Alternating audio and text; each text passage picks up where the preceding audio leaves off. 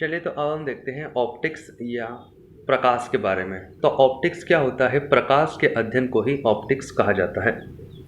प्रकाश एक विद्युत चुंबकीय तरंग है जो इलेक्ट्रोमैग्नेटिक वेव है। 7 इलेक्ट्रोमैग्नेटिक वेव है, उन्हीं में से एक प्रकाश होता है जिसका स्वभाव अनुप्रस्थ की तरह होता है, यानी कि ये गति अनुप्रस्थ तरंग की तरह यानी स्रंग और गर्त के रूप में करता है।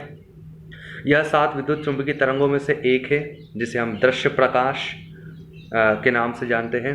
विद्युतीय रूप से ये उदासीन होता है, यानी इस पे ना तो पॉजिटिव चार्ज होता है ना नेगेटिव चार्ज होता है, ये उदासीन होता है। इसका pH मान 7 होता है और इसकी चाल वही जो अन्य विद्युत चुंबकीय तरंग है उन्हीं के समान 3 गुणित 10 की घात 8 मीटर पर सेकंड यानी कि लगभग 3 लाख किलोमीटर पर सेकंड होती है। दर्पण द्वारा जो घटना होती है प्रकाश की उसे हम परावर्तन कहते हैं, जबकि लेंस द्वारा जो घटना होती है उसे हम अपवर्तन कहते हैं। परावर्तन को रिफ्लेक्शन और अपवर्तन को रिफ्रैक्शन के नाम से जाना जाता है। तो रिफ्लेक्शन और रिफ्रैक्शन, रिफ्लेक्शन और रिफ्रैक्शन।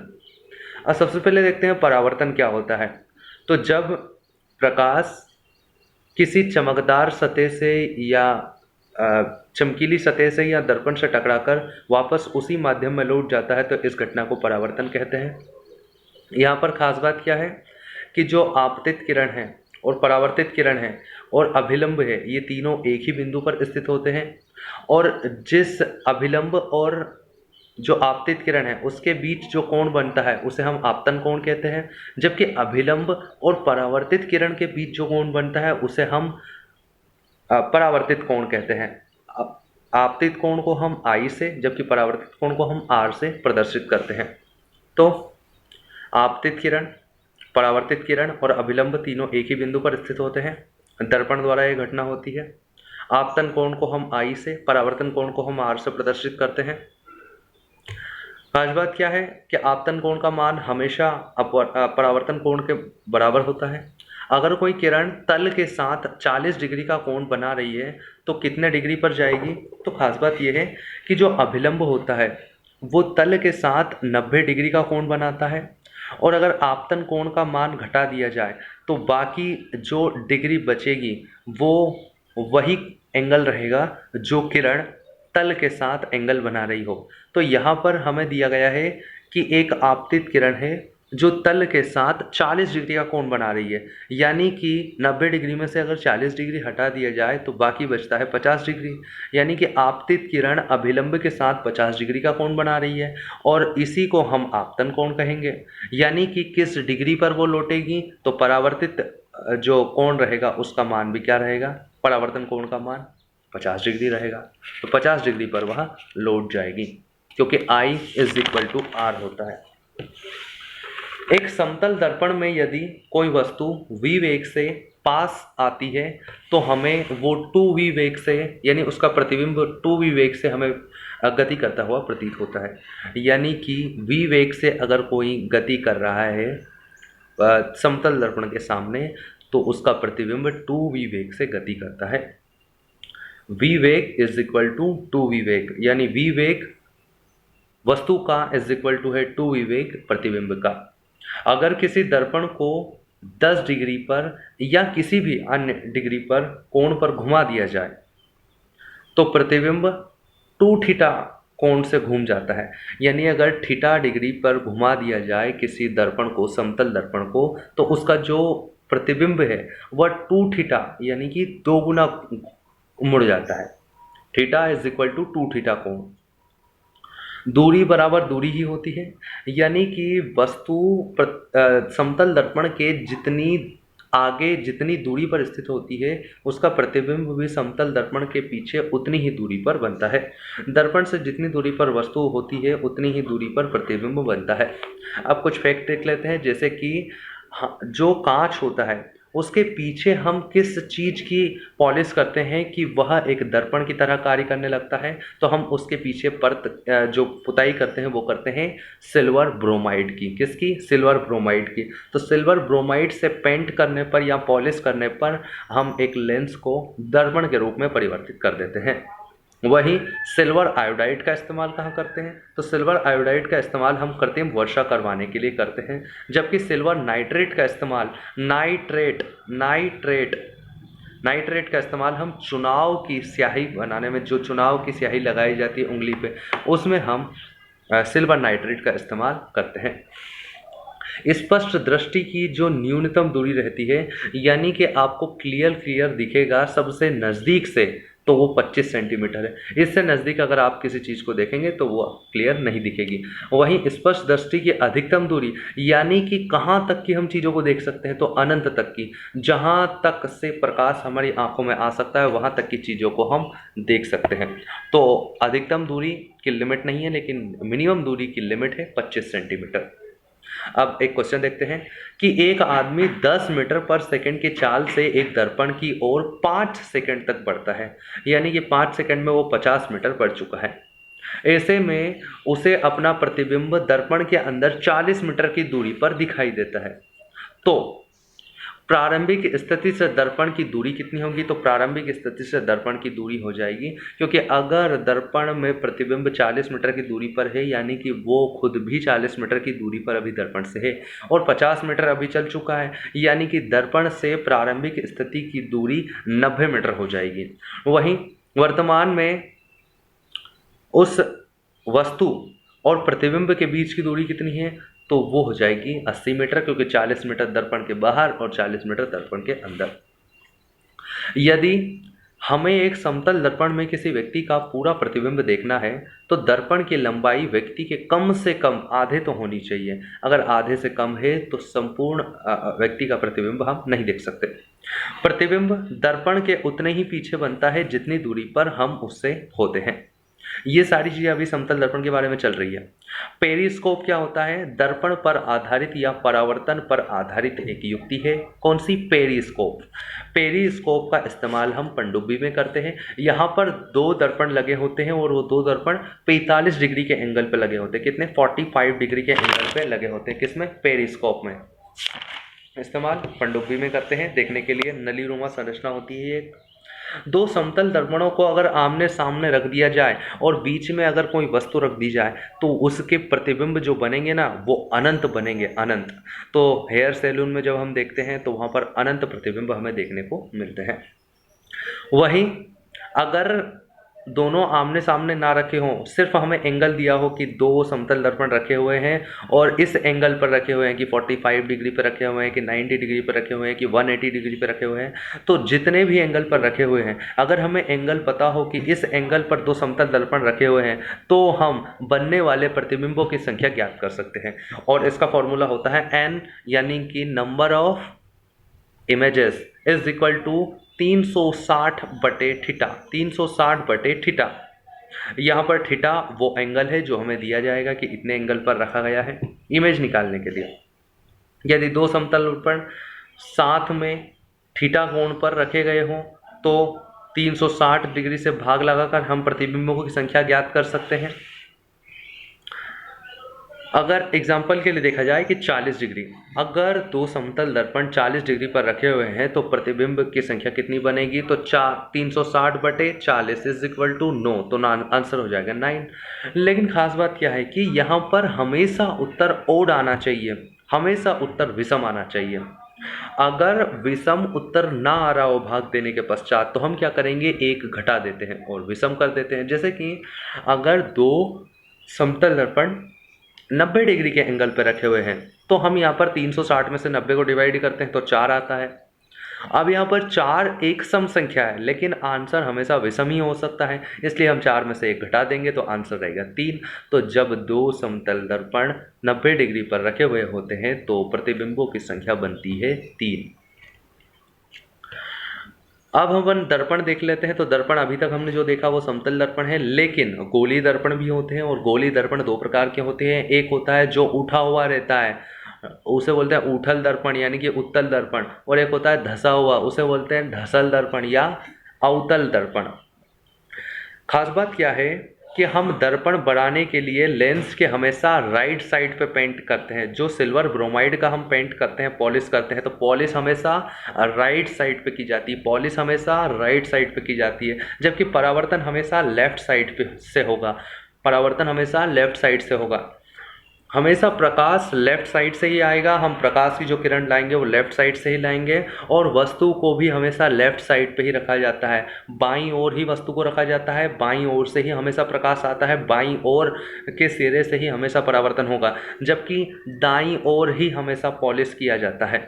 तो वह दर्पण जिसका परावर्तक सतह धसी हुई हो उसे हम कहेंगे ये अवतल दर्पण है, जबकि वह दर्पण जिसकी परावर्तक सतह उठी हुई हो, उभरी हुई हो, उसे हम उत्तल दर्पण कहेंगे। अवतल दर्पण को हम कॉनकेव और उत्तल दर्पण को हम कॉन्वेक्स के नाम से भी जानते हैं। अब यहाँ पर कॉनकेव और कॉन्वेक्स में हम कंफ्यूज भी हो सकते हैं, तो याद रखने का तरीका क्या है कि कॉनकेव और कॉन्वेक्स में कॉनकेव बड़ा है, कॉन्वेक्स छोटा है। अवतल और उत्तल में अवतल बड़ा है, उत्तल बड़ा है, इसलिए अवतल को हम कहेंगे कॉनकेव और उत्तल को हम कहेंगे कॉन्वेक्स। अब अवतल की खासियत क्या है कि अवतल क्या है, रोशनियों को समेट देता है, यानी जो भी प्रकाश आता है उसे एक जगह फोकस कर देता है, जबकि उत्तल ये रोशनियों को बिखेर देता है, यानी फैला देता है। तो अभी अभी अभी बिल्कुल अभी चाहिए, एक ही जगह चाहिए, एक ही बिंदु पे चाहिए, तो ये अभिसारी है। अवतल दर्पण क्या है, अभिसारी है। क्यों? क्योंकि ये बिल्कुल अभी अभी चाहिए, बिल्कुल अभी एक जगह फोकस कर देता है। वहीं उत्तल दर्पण अपसारी मतलब अप बढ़ा देता है और फैल देता है, सब में जाओ, अप अप अप जाओ जाओ जाओ, तो अपसारी फैला देता है, तो उत्तल दर्पण फैला देता है। अब अपन कुछ चीजें देख लेते हैं, टर्मिनोलॉजीज, यानी कि जब हम दर्पण बनाते हैं, उसमें प्रतिबिंब बनाते हैं, तो उसमें हमें एक पोल देखने को मिलता है जिसे हम P से दर्शाते हैं, एक फोकस मिलता है जिसे F से दर्शाते हैं, एक सेंटर ऑफ कर्वेचर मिलता है जिसे हम C से दर्शाते हैं।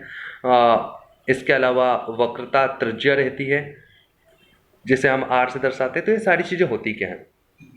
तो एक सामान्य दर्पण के बीचों बीच का जो भाग रहता है गोली दर्पण के, वो पोल कहलाता है। वहीं जो गोली दर्पण रहता है वो किसी ना किसी गोले का भाग होता है, तो उस गोले का केंद्र ही सेंटर ऑफ कर्वेचर कहलाता है, जिसे हम C से दर्शाते हैं। जबकि सेंटर और पोल के बीचों बीच का जो बिंदु रहता है उसे हम फोकस कहते हैं। क्या कहते हैं? फोकस कहते हैं, जिसे हम F से दर्शाते हैं। चूंकि पोल और सेंटर ऑफ कर्वेचर के बीच की जो दूरी रहती है वो R यानी कि त्रिज्या रहती है, गोले की त्रिज्या होगी, तो उसे हम बोलते हैं वक्रता त्रिज्या। और वक्रता त्रिज्या का आधा होता है फोकस। कितना होता है? आधा, यानी कर्वेचर की जितनी दूरी होगी उसका आधा होता है, क्या होता है? फोकस। तो F इज इक्वल टू हो जाता है R/2। तो C के बाद वाली स्थिति अनंत कहते हैं, यानी कि C के आगे वाली चीज चले आएंगे तो अपन उसे फिर अनंत कहेंगे। तो अपन एक एक चीज एक एक करके देखते हैं। अवतल दर्पण में सबसे पहले हम प्रतिबिंब देखते हैं कि कहाँ पर वस्तु रहेगी तो उसका प्रतिबिंब कहाँ पर निर्माण होगा। तो खास बात क्या है कि दर्पण में हम कभी भी माइनस या प्लस मानना हो तो राइट साइड में जो भी दर्पण के रहेगा उसे हम माइनस मानेंगे, राइट साइड में जो रहेगा उसे हम प्लस मानेंगे, जबकि जो लेफ्ट साइड में रहेगा उसे हम माइनस मानते हैं। यानी लेफ्ट साइड में दर्पण के सामने जितनी भी चीज़ रहेंगी उसे हम माइनस मानते हैं, और दर्पण के पीछे यानी कि राइट साइड पे जितनी भी चीज़ रहेगी उसे हम प्लस मान के चलते हैं। राइट वैसे भी पॉजिटिव ही होता है, लेफ्ट नेगेटिव होता है, ठीक है ना, उल्टा उल्टा ही होता है। तो जैसे जैसे वस्तु दर्पण की ओर बढ़ती है प्रतिबिंब दर्पण से दूर होता जाता है, यानी कि वस्तु जैसे जैसे दर्पण की ओर आगे बढ़ती है अवतल दर्पण में, उसका प्रतिबिंब धीरे धीरे उतना ही दूर हटता जाता है।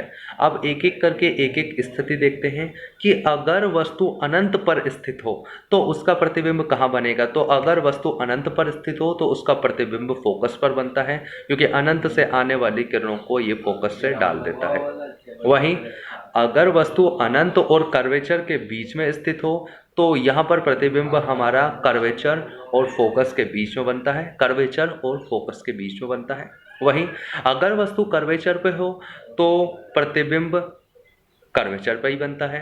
वहीं अगर वस्तु कर्वेचर और फोकस के बीच में रख दी जाए, यानी कि हम धीरे धीरे करके वस्तु को दर्पण के पास ला रहे हैं, तो कर्वेचर और फोकस के बीच में वस्तु रख दी जाए, तो यहाँ पर जो प्रतिबिंब बनेगा वो कर्वेचर और अनंत के बीच बनेगा। वहीं अगर प्रतिबिंब को वस्तु को हम फोकस पे रख दिया जाए तो उसका प्रतिबिंब अनंत पर बनेगा। लेकिन अब यहाँ पर अनंत से दूर हम जा नहीं सकते। अगर वस्तु को हम फोकस और पोल के बीच में रख दें, यानी और दर्पण के पास ले आए, तो यहाँ पर प्रतिबिंब सामने बनने की बजाय दर्पण के पीछे बन जाता है। तो दर्पण के पीछे सिर्फ एक ही स्थिति में बनता है अगर फोकस और पोल के बीच में हो, और ये सारी स्थितियां अवतल दर्पण की है। किसकी? अवतल दर्पण की। तो एक बार फिर से देख लेते हैं कि अवतल दर्पण में अगर वस्तु अनंत पर स्थित हो तो उसका प्रतिबिंब फोकस पे बनता है, उसका प्रतिबिंब फोकस पे बनता है। अगर वस्तु अनंत और कर्वेचर के बीच में स्थित हो, अनंत और कर्वेचर के बीच में स्थित हो, तो उसका प्रतिबिंब कर्वेचर और फोकस के बीच में बनता है, कर्वेचर और फोकस के बीच में बनता है। अगर वस्तु कर्वेचर पे हो तो उसका प्रतिबिंब कर्वेचर पे बनता है। अगर वस्तु कर्वेचर और फोकस के बीच में स्थित हो तो उसका प्रतिबिंब कर्वेचर और अनंत के बीच में बनता है। अगर वस्तु फोकस पर स्थित हो तो उसका प्रतिबिंब अनंत पर बनता है। लेकिन अगर वस्तु फोकस और पोल के बीच में हो तो उसका प्रतिबिंब दर्पण के पीछे बन जाता है। ठीक है। खास बात क्या है कि यहां पर फोकस को हमेशा हम अवतल दर्पण में माइनस और उत्तल दर्पण में हम प्लस लेके चलते हैं। ऐसा क्यों? क्योंकि जो अवतल दर्पण रहता है उसका घुमाव रहता है लेफ्ट साइड पे, और लेफ्ट साइड में उसका फोकस आएगा। तो लेफ्ट साइड में फोकस आने की वजह से हम लेफ्ट साइड की जितनी भी चीज़ें हैं उन्हें माइनस में मानते हैं। तो इस लेफ्ट साइड का फोकस हम हमेशा, यानी कि जो अवतल दर्पण रहेगा उसका हम फोकस माइनस मान के चलते हैं। जबकि जो उत्तल दर्पण होता है उसका घुमाव राइट साइड पे होगा, यानी उसका फोकस राइट साइड पे होगा, और राइट साइड पे जितनी भी चीज़ें रहती है उसे हम क्या मान के चलते हैं? प्लस मान के चलते हैं। तो दर्पण का जो फॉर्मूला रहता है वो रहता है 1/f बराबर 1/v प्लस 1/u। तो 1/f बराबर 1/v प्लस 1/u। यहाँ पर f फोकस दूरी को दर्शा रहा है, अवतल दर्पण के संदर्भ में माइनस और उत्तल दर्पण के संदर्भ में प्लस। जबकि v क्या दर्शा रहा है? v दर्शा रहा है प्रतिबिंब को। जबकि u को दर्शा रहा है। u आप क्या हो? एक वस्तु हो, तो आपको दर्शा रहा है वो u को दर्शा रहा है। तो u वस्तु को दर्शा रहा है, u वस्तु को दर्शा रहा है, और u हमेशा माइनस में होता है। हमेशा माइनस में क्यों होता है? क्योंकि हम वस्तु को हमेशा लेफ्ट साइड पे ही रख सकते हैं, और लेफ्ट साइड वाली चीज़ हम माइनस में मान के चलते हैं। प्रकाश भी लेफ्ट साइड से ही आता है और वस्तु को भी हमेशा लेफ्ट साइड पे रखते हैं, इसीलिए u हमेशा माइनस में ही होता है, चाहे उत्तल हो चाहे अवतल हो।